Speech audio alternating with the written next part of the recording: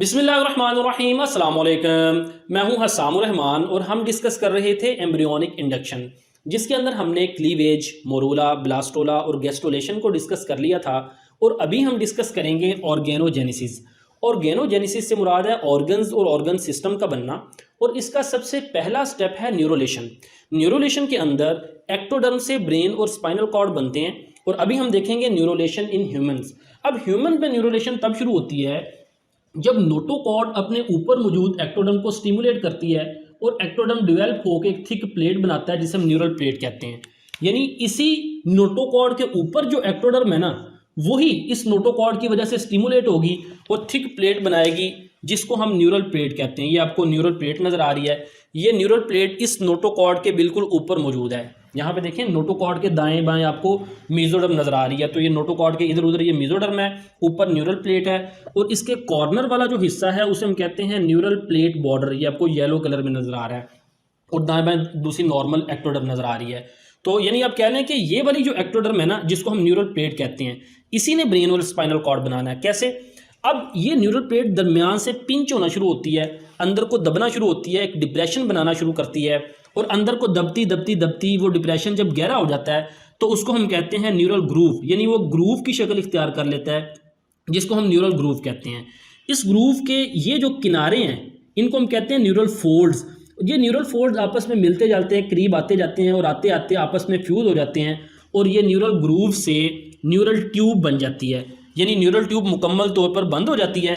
और ये जो आपको येलो कलर में नज़र आ रहे हैं न्यूरल क्रस्ट, ये न्यूरल क्रस्ट दरअसल इसी न्यूरल प्लेट बॉर्डर से बने हैं। न्यूरल क्रस्ट आपस में फोल्ड होके इस न्यूरल ट्यूब के ऊपर एक प्लेट की शक्ल में, यानी एक लेयर की शक्ल में अरेंज हो जाते हैं, और वो जो एक्टोडर्म थी वो ऊपर दोबारा से उसने क्या बना दी, एक लेयर बना दी।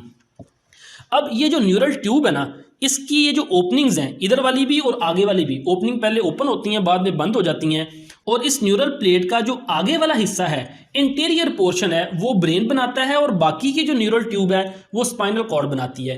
क्योंकि हम इस एम्ब्रियो को यहाँ से काट के देख रहे थे ना, आगे वाला हिस्सा इंटीरियर पोर्शन था जहाँ पे हेड बनना था, पीछे इसका टेल पोर्शन है। तो जो पीछे वाला हिस्सा है वो सारे का सारा न्यूरल ट्यूब स्पाइनल कॉर्ड बनाएगी, आगे वाला हिस्सा जो सा वो इसका ब्रेन बनाएगा। और इस न्यूरल ट्यूब के दाएं बाएं आपको जो मेसोडर्म नजर आ रही है, वो मेसोडर्म सोमाइट्स बनाएगी, और इसी सोमाइट से जिस्म के जो दूसरे ऑर्गन्स हैं वो डेवलप होंगे, वो बनेंगे। और एम्ब्रियोनिक डेवलपमेंट की इस स्टेज को, जहाँ पे ये न्यूरल ट्यूब बन चुकी है, इसको हम न्यूरोला कहते हैं, और इस प्रोसेस को हम न्यूरोलेशन कहते हैं, यानी इस ब्रेन और स्पाइनल कॉर्ड के बनने के प्रोसेस को।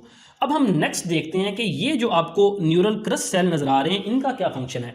देखें, जब ये न्यूरल ट्यूब की ओपनिंग्स, इधर वाली ओपनिंग और उधर वाली ओपनिंग, जब ओपनिंग बंद हो जाती हैं, क्लोज हो जाती हैं, तो ये जो न्यूरल क्लस्ट सेल है ना, ये इस न्यूरल ट्यूब के ऐसे इंटीरियरली दाएं बाएं आना शुरू हो जाते हैं। इंटीरियर से यानी लेटरल पोर्शन में आना शुरू हो जाते हैं।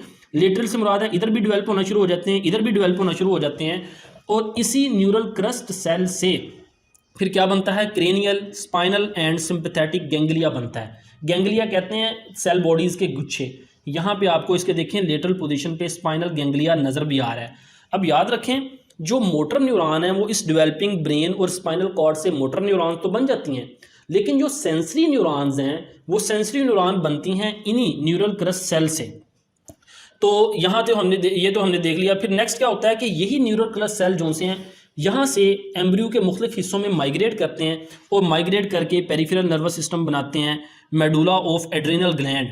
ये किडनी के ऊपर एड्रिनल ग्लैंड होते हैं, उसके अंदर वाले हिस्से को मेडुला कहते हैं, वो भी इसी न्यूरल क्रस्ट सेल से बनते हैं। फिर टीथ, स्कल, बोन्स और जिस्म के और भी जो सी हैं जिस्म की लेयर्स बनती हैं। तो इसी वजह से कुछ एम्ब्रियोलॉजिस्ट इस न्यूरल क्रस्ट सेल को फोर्थ जर्म लेयर भी कहते हैं। 3 germ layer, ectoderm, mesoderm, endoderm तो हमने देख ली, तो कुछ एम्ब्रियोलॉजिस्ट इसको फोर्थ जर्म लेयर भी कहते हैं। तो ये तो हो गया इन न्यूरल क्रस्ट सेल का फंक्शन। याद रहे, न्यूरल क्रस्ट सेल किससे बने हैं, इसी न्यूरल प्लेट बॉर्डर से। तो ये तो ऑर्गेनोजेनेसिस होगी। नेक्स्ट आखिरी हिस्सा है ग्रोथ। यानी ऑर्गेनोजेनेसिस जब तमाम अज़ा ऑर्गन्स बन चुके होते हैं, फिर ग्रोथ होनी होती है। ग्रोथ से मुराद है सिर्फ जिस्म का साइज बढ़ता है। ह्यूमन एम्ब्रियो के अंदर पहले 8 हफ्तों के अंदर तमाम ऑर्गेनोजेनेसिस मुकम्मल हो जाती है। जो से ऑर्गन्स बनने थे वो बन जाते हैं, और उसके बाद सिर्फ ग्रोथ होती है, यानी उसके साइज़ में इजाफा होता है, जिस्म साइज़ में बढ़ता है। और 8 हफ्तों के बाद जब वो तीसरा माह शुरू होता है, 2 से तीसरा माह, ह्यूमन एम्ब्रियो को हम फीटस कहते हैं, और फीटस की फिर ग्रोथ होती है।